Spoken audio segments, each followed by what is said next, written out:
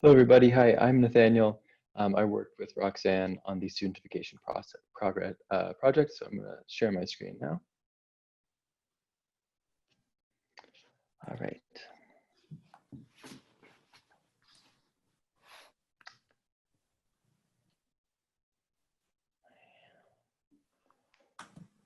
All right. Can everybody see my screen?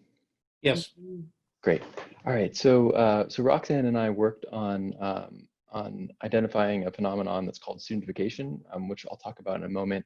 Um, but to just kind of start off with a little bit of background, something that we have touched upon thus far, as many of us know on this call, the east side of Providence, from the mid-century, mid-20th century and earlier, was home to some of the city's strongest working class communities, immigrant communities, and communities of color. And many of its neighborhoods offered some of the city's most affordable rents. Just want to put that out there. I know that a lot of people on the call know that, but I would say that the great majority of the Brown student body doesn't. So I think that's a really important place for us to start. And as, of course, as Professor Ritchie has laid out before, that's been a really big part of our class. So all the maps that we're going to be showing throughout this presentation are focused specifically on the East Side neighborhoods, which are shown here.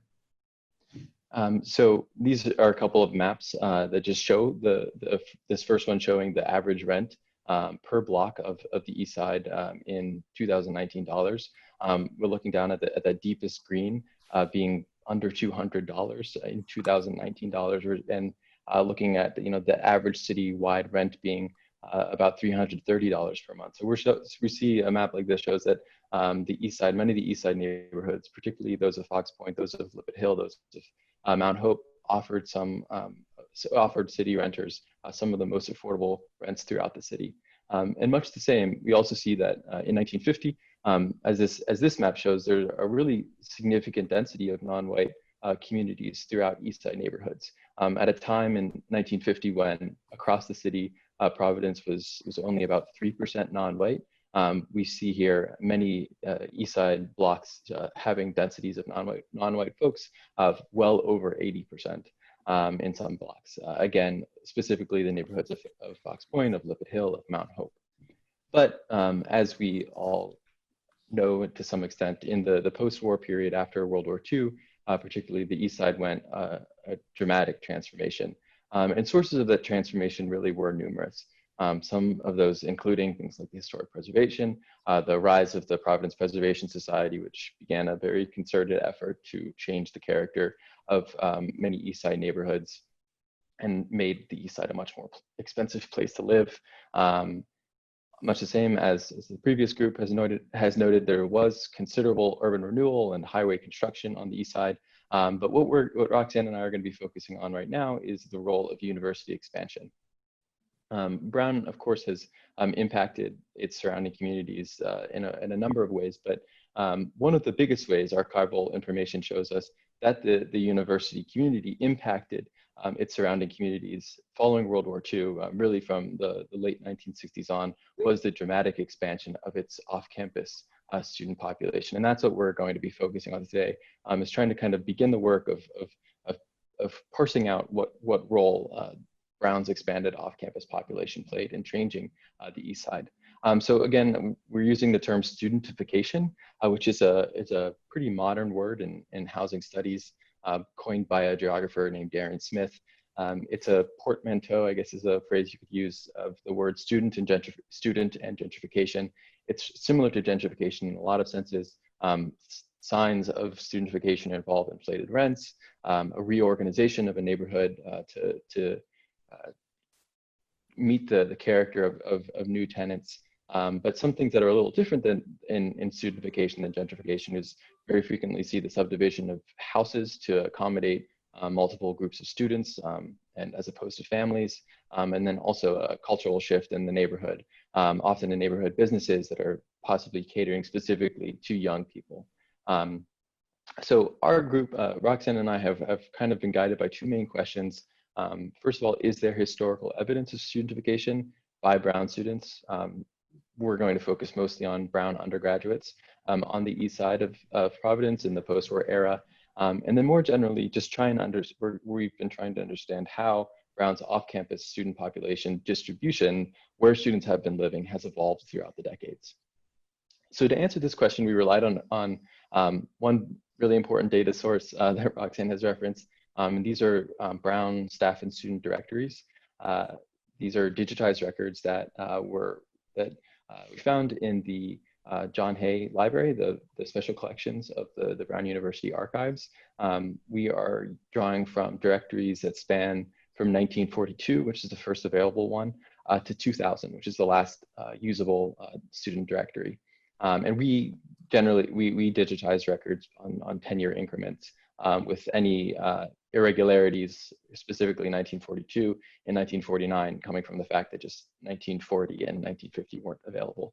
And then I just showed you some demographic information from maps that were constructed last semester that drew from the Census of Housing and Population those were specifically from 1950. So our process, our methods involved first the digitation of the records, which was a huge bulk of our work. As I said, these records came from the university archives. Unfortunately, optical character recognition technology did not work to be able to digitize these records. So the digitization of thousands of student addresses were done by hand. We'll talk more about that later. We use ArcMap spatial analysis software to present our information.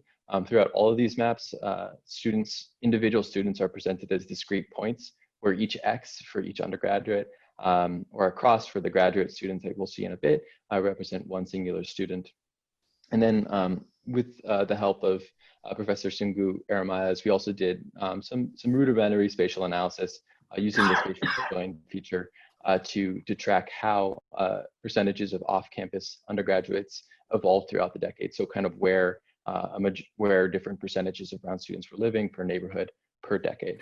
And then finally, this research is also grounded in archival research and interviews with university leaders that I've conducted throughout the past year as part of a larger senior thesis in public policy that tracks and tries to understand the evolution of Brown University housing policy and how that relates vis-a-vis the greater community that Brown is situated in from 1937 to 1997. So Roxanne is going to take us through some of our first round of results. Okay, so sorry, what'd you say? 3 minutes. Gotcha. We'll go quick. Nathaniel has pretty much already said everything that these maps are meant to show you, so hopefully you see them in them.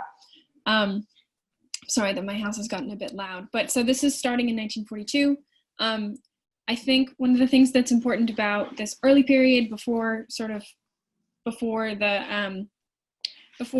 post-war changes is that most students were from the community at this period, and then the university started to become more of sort of a national magnet, and then so that's sort of one important shift from the beginning. So you can go ahead. So as you see, things are starting to increase. This is the College Hill area is obviously the most, it's got the most population of students, but as things continue, you see them starting to encroach on different parts of the city. More buildings are being made, more residence halls, and then you see an explosion post-1960, all the way up into Lippitt Hill and Mount Hope and in Fox Point. Yeah, by 2000, that's where you're starting to see just sort of a giant concentration in this area. And I think one of the things that's, so yeah, here's another representation of it. Campus itself is just starting to grow, right? You're seeing, 1,000 more people. So the university is starting to grow in population. And so that population is coming to rely increasingly on off-campus because the university can't keep everyone within the campus itself. So we're going to show you this graph in another second, but here's a breakdown of the numbers of from 1942. You're seeing sort of you're seeing about like 3 to 4 people in the Mount Hope area. That's starting to increase. The Fox Point area increases a huge amount. The College Hill is obviously increasing, but this is definitely, it's becoming something the university is starting to rely on housing outside of its borders. And then in the next slide, you can see that Fox Point's, the yellow line, right? Fox Point is starting to become just a huge source of housing for Brown students. Great, awesome. And then, so the graduate records are only available from 1970 on, but so these are maps that are showing both distributions of grad students and undergrad. So the maps are obviously quite a bit more populated, but I think that the trends that Roxanne has just laid out kind of hold true about clear outward movement of the student densities from principally the College Hill area out into the neighboring neighborhoods, principally that of Fox Point. So 1990 to 2000. I'll be happy to come back and look at any specific maps if folks have questions. But as for kind of thinking about the grad student distribution, again, we see just a massive, considerable increase in the overall number of students in these last decades of the 20th century. But I think some interesting things that kind of that become apparent in looking at the grad student population specifically is, here in this is. Unfortunately, my screen is blocked. I think it's 1990. Again, a very high significance of grad students in what was formerly Lippitt Hill living in the University Heights complex. So I think it's also a really interesting thing to think about. An important thing to think about is that even if Brown University wasn't leading urban renewal efforts, many of Brown University affiliates, specifically students, benefited tremendously from urban renewal efforts like the removal of the Lippitt Hill community to make way for the University Heights complex. I think then to kind of look to the future about what our next steps can be, I think the first thing, one of the biggest contributions of this effort is developing a data set. That's certainly not glamorous work, but it is really important work, I think. Hopefully future researchers can take the data set that we have made and hope to make public soon, and to be able to do more spatial analysis. Another phenomenon that I think is worth investigating more, something that Roxanne and I noticed a lot, is if you look at the map here in 1942, you see a really significant cluster of students right above where you see downtown. A really significant number of students lived where the Rockefeller Library is now. So I think we kind of thought of this phenomenon as what we call kind of a double displacement, where a lot of times whenever students were living off campus in those early years, like 1942 and 1949, we see that students were living in off-campus homes very close to the campus. And that land was then within the next 10 years or so, either acquired by the land or acquired by the university or developed by the university, thereby forcing students to look for off-campus accommodations that were further from the campus core. So I think it's an interesting kind of something that I think merits further investigation, is to kind of see how common a phenomenon that double displacement, as we call it, might have been. And then finally, obviously, another thing we want to be able to do is to bring the analysis to the present day. I tried really hard last semester to get more modern data, an effort that took me all the way to the provost and president and was turned down, but hopefully future researchers will be able to acquire more recent data to have a better idea of where off-campus students currently live. That's something that we really can only think about anecdotally. We don't have hard data on where students are currently living.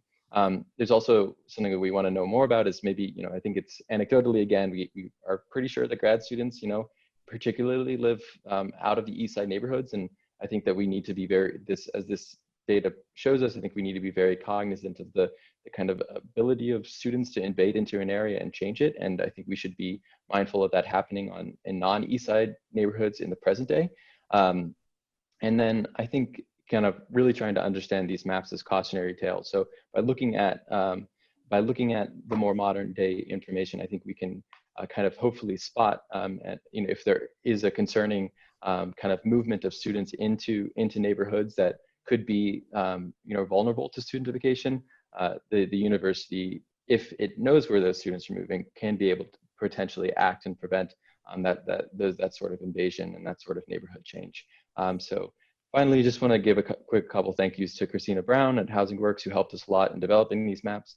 Professor Mary Joan Bull, who's on the call, I see, who was also very helpful in touching up these maps. I mentioned her before, but Yesham Zungul Aero-Mayas was very helpful in conducting our spatial analysis. And then, as I mentioned, this project was is in huge part finished in thanks to a number of friends of ours who very graciously spent their evenings entering student addresses into Excel spreadsheets and such, which made it possible. So thank you to all of those friends who have done a big part in making this data set.